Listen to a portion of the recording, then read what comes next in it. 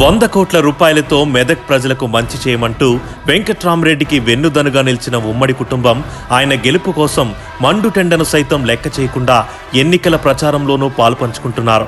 ప్రతి గడపకు పార్టీ కార్యకర్తలతో కలిసి కలియ తిరుగుతూ వెంకట్రామరెడ్డి వస్తే జరిగే మేలును వివరిస్తున్నారు.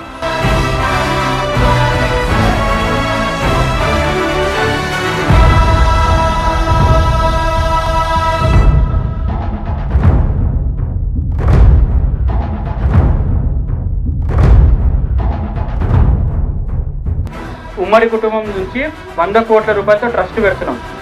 ఇది పూర్తిగా మెదక్ పార్లమెంట్ సెగ్మెంట్ ఉన్న ప్రజలకు మాత్రమే.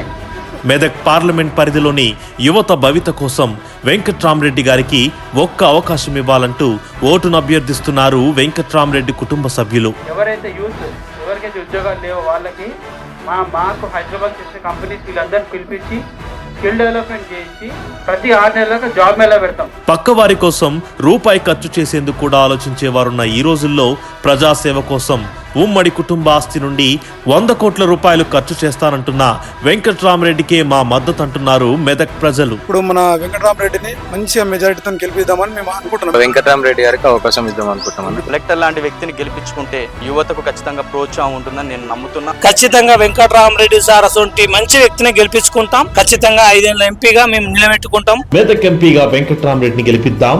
ప్రశ్నించే గొంతును పార్లమెంట్ కు పంపిద్దాం.